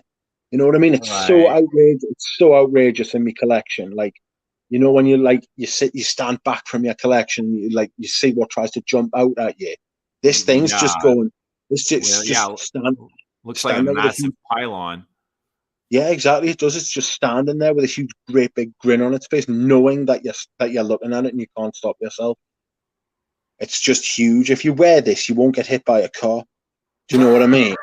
It's like glow in the dark. It's like this halo around you, right? Exactly, that's right. It's just mental, and I just and Christoph from Germany, my German mule, a fucking great lad. He's the one who got us Hortus Sanitatis. And he got in touch and he was like, "Look, I found a bottle like 90% full of Ultra Zest, and it's only like 99 quid. If you wanted, I can get it for you." And I was just like, absolutely, because the prices it goes for now are silly. It goes for like $300, £300 for an unopened box, which is just bizarre. That's Ultra Zest is £300. Yeah, it can for an unopened bottle. Yes, crazy, stupid, really. Do you like it? It's good, but it's not £300 good. I mean, I like it. It's nice. I like the Amen line. I love Amen as a perfume, the original. I could never get in. I have Amen and Pure Havana. I could never go any deep. I don't even like Pure Havana. I mean, if I wear Amen, I haven't worn it in 5 years. Yeah. And it's got to be like a really special occasion. I mean, yes, it is something, and it is special, and it's unique for its time. But I feel like the rest of the flankers take a lot from that, and they don't really stray much, do they? No, they are basically Amen with a note bolted to the top of it. So Pure Leather is Amen with a leather note. And then Pure Havana. Right. Pure Havana. I'm not big on Pure Havana. For everything I get said about Pure Havana, I rarely wear my bottle. Yeah, it's not great. It's not great. I can't tell a lie. It's not my favorite. I like Pure Malt, but that was something that I got into when I was first into it. I've got 10 different Amens. I think I did a Mugler family portrait. I'm gonna have to do another one because I've got an add-on now. I'm surprised to see Ramsey buying Pure Havana. It just doesn't seem like it's up his taste. The thing is that he wants the vintage one. Oh, it's It's vintage almost collecting. it's the Thierry Mugler bottle. I wouldn't sell you at Ramsey. I would fucking give you it if I was going to give it away, especially to Ramsey. There's somebody is talking about Balenciaga. Sorry, local pickup only though, right? Local pickup. Yes, mate. You have to come over. All the way from Texas. FCM 415 says he got a bottle of Balenciaga pour on today. He told us in the comments. He got a bottle of Balenciaga and he said he really liked it, which is nice. Ultrazest looks so cheap. I hate that bottle. Never bought it because of the ugly bottle. Well, I mean, it is bonkers, I must admit. It's a bit of a. I think they took the piss out of that whole line, right? Yeah, I think it's done now. It's done now. That perfume. It's just not happening. Are they still releasing flankers to it? No. They're done. Fragrance Journey says he wants to come on. Yeah, sure. Fragrance Journey. There's the link. You're invited whenever you're free, whenever you want. There's the link. Come on. I've got 20 minutes left, so come on. Yeah, I've got about 20 minutes left as well. I've done well to get to this point, actually. Fragrance Journey says he's drunk right now. What? He says he's drunk. Perfect. Are you coming on anyway? Are you coming on? We want to hear you. We don't want you when you're sober. That's no fun. We want fun journey. Come on, 20 minutes. Journey. We'll take 10 minutes. Give us 10. I wonder if Future Journey's there, and maybe he's just hijacked the account, and it's actually him that's drunk.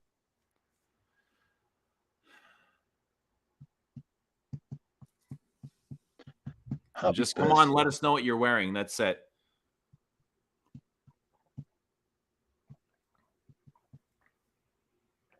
I might have there's this guy on Instagram I talked to. I think he might be a self-taught perfumer or an indie perfumer. He takes lots of photos of florals and flowers and nature. His name is Joseph Colburn. I'm not sure if anyone follows him, but he might come on next week. He said he'd love to come on and discuss vintages with Rich. He's a big vintage hunter. Oh, excellent. Yeah. I wonder if he knows anything I don't. Maybe. I would like that. Ramsey is like talking to Ramsey and he's like, "Oh, have you got this?" And I'm like, "I've never heard of that." And he's like, "You need to get this now." And I'm like, "Oh my god." Yeah, it's cost us a fortune in the last week, Ramsey. It's great. It's great. I'm looking at stuff. What else have I got? That's outrageous. I know. I've got some Matriarch. I've got a big bottle of Kazemi. Right. I got a couple of other Matriarchs as well. The tobacco one. And then I got the Sacre Noir. Okay. That's really good as well. Matriarch's quite good. I'd recommend the rose one to you if you can get a sample, because they do samples on the website. If you can get the sample, I think you would quite enjoy it. Oh yeah. I tried Kazemi. I thought it was lovely. That's the rose one. That's right. Yes. So if I had to choose between Le Lion and Coromandel, what would I pick? What would you guys all pick? Well, it depends on what the occasion is that I'd be wearing them for. Oh man, that's a tough question. They're both so beautiful and very different too. Coromandel I find is more softer and subtler. And Le Lion is the exact opposite.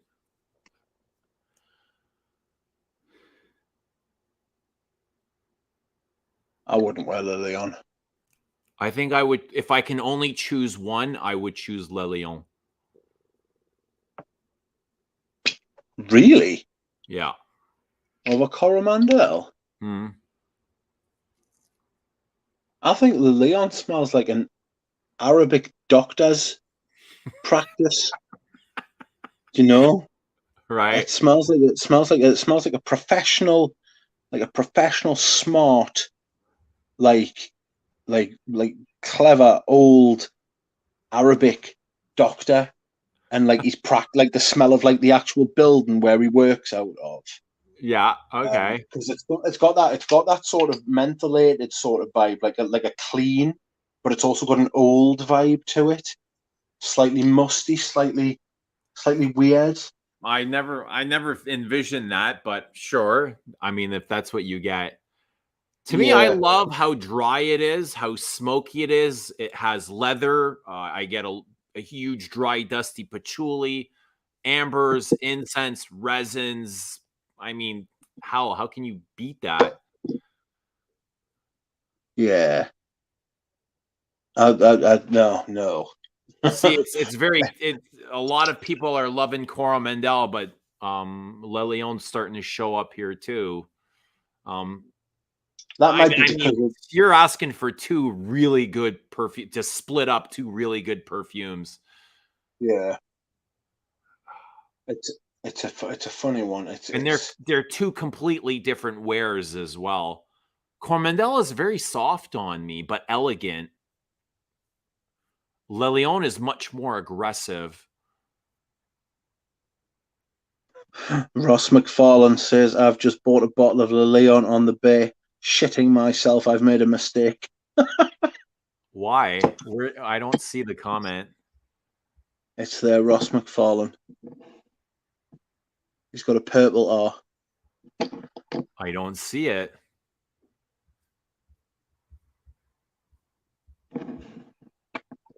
Let's scroll to the bottom.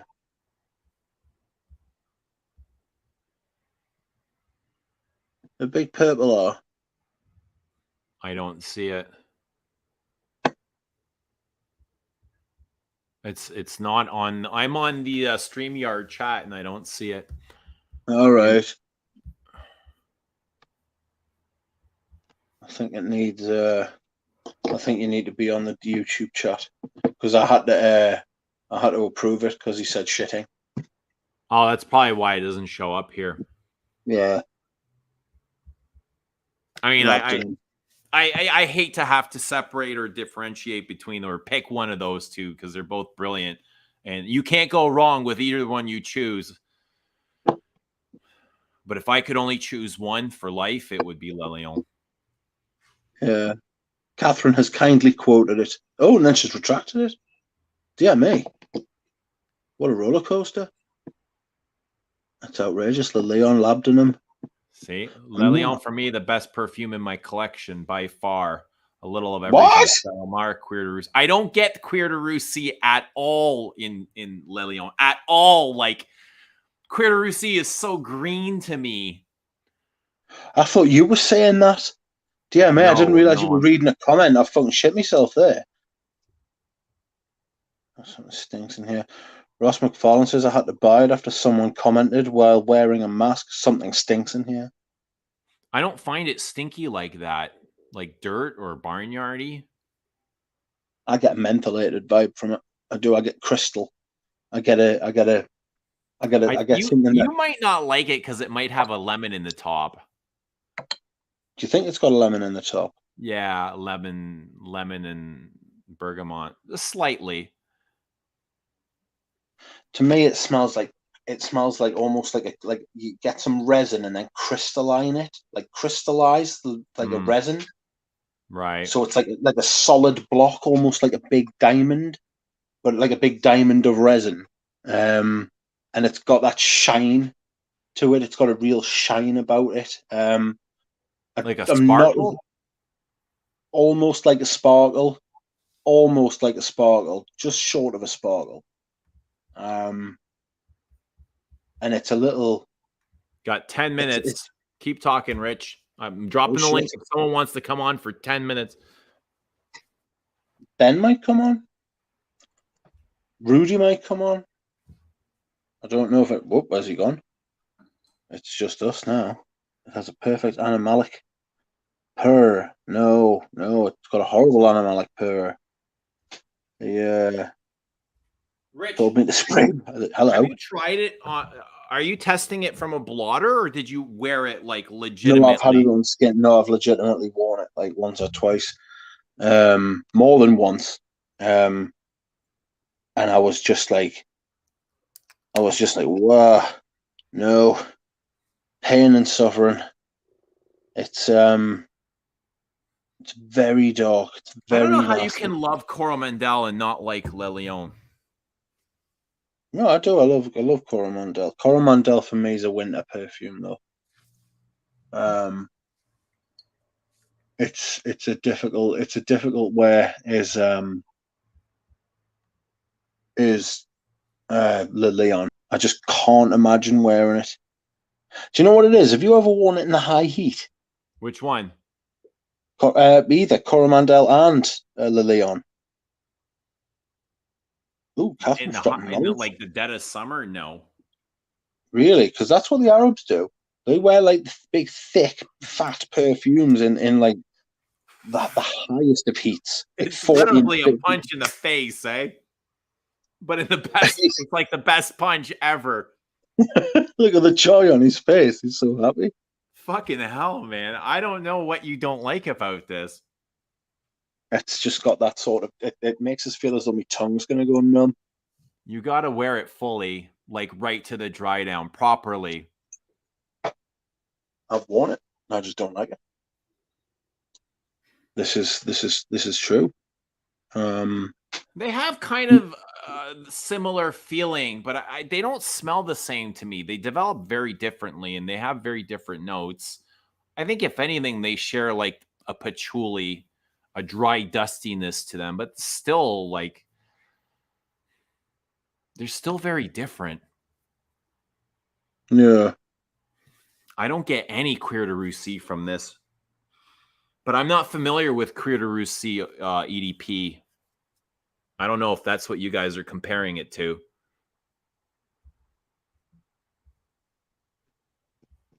I think it's got a bit of Cuir de Russie about it. Yeah. Yeah. I think it has. I remember it having. I haven't smelled it for so long, to be fair. Oh, Catherine wants Le Leon X-Ray. Man, yeah, I know. do you not think this is strong enough?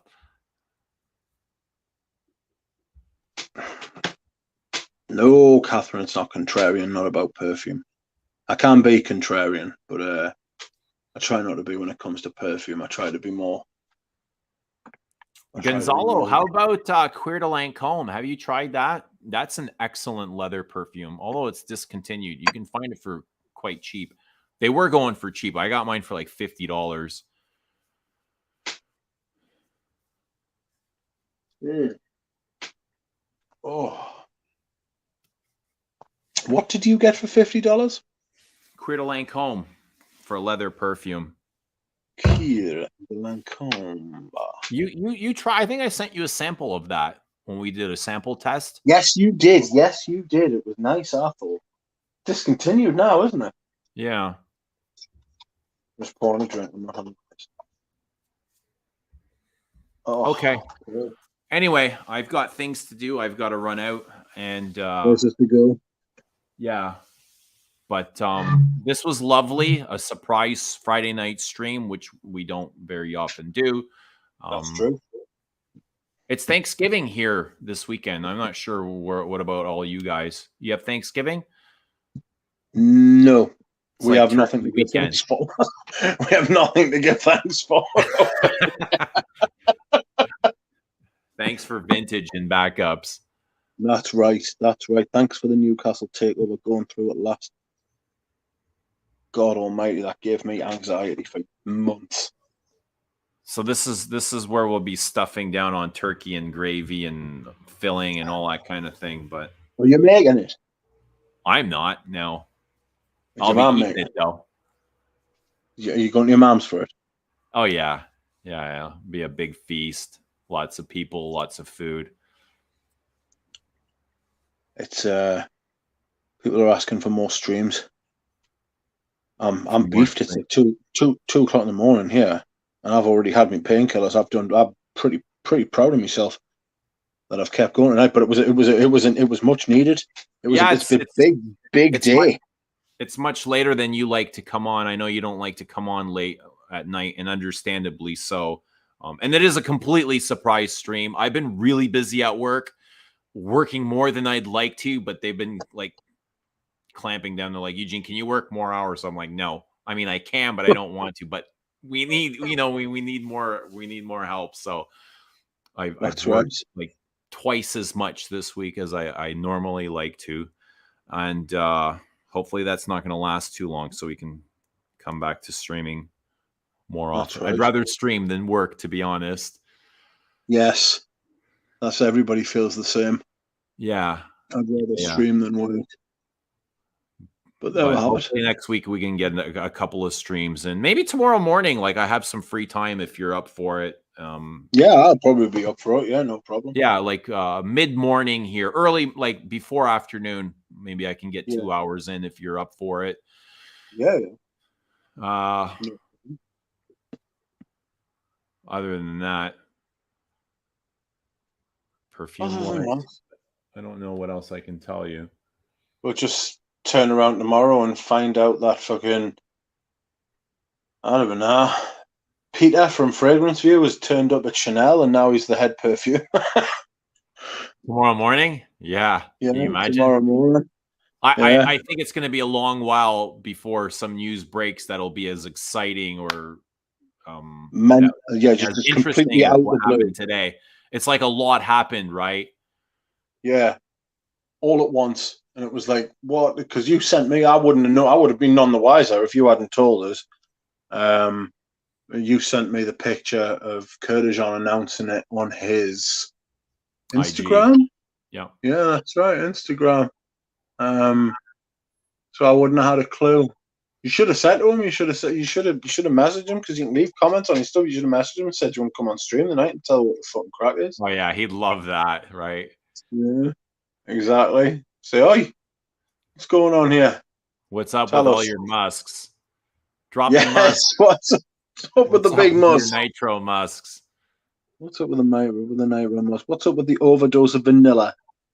You know, what are you doing with these big, thick perfumes? Does he use a lot of vanilla? He did in Lamal. Yeah, vanilla and mint, right? Yeah. And he used a lot of vanilla in the here's Lumiere Noir. You know, he has this weird buzz in his perfumes, like this.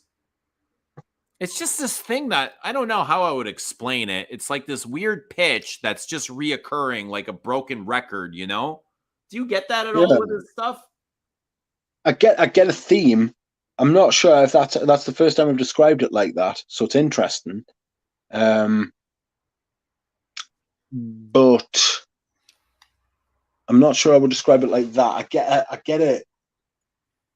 Describe it again. Say that again, what you said. It's a weird pitch, and it's constant in like from the start of the perfume to the end, and it just kind of keeps going round and round and round like a record player, like hidden within the notes. It's almost like listening to a record backwards, you know? You ever hear something unsettling? Yeah. But it's always there, like a background. It also has this like synthetically chemical vibe to it. Yes, everything he does is synthetic. Nothing he ever does smells like legitimately. Like, that's one of his vibes. He invented that. Because like before, if you look at the stuff that came before, it always smelled like something like natural. He came along with the big synthetic, sort of like Lamal. It was Lamal that like basically started that trend. Well, Baccarat Rouge is a synthetic whore, and so are the fluidities, right? They're in Broxen bombs. Oh, I wonder what he'll do with Sauvage. Do you think he'll release like a new Sauvage? I think he'll have a go. I think he'll give like his interpretation of Sauvage. Yeah, why not? Like, do you think that Demachy and Kurkdjian are similar? In style? No. No, neither do I. I think it's a huge departure. That's why I think it's going to be quite interesting to see what he does. It's a huge shift. They're not similar at all. Their styles are miles apart. That's right. And it's just going to be very interesting to see what he does, how he grasps Dior and makes it his own.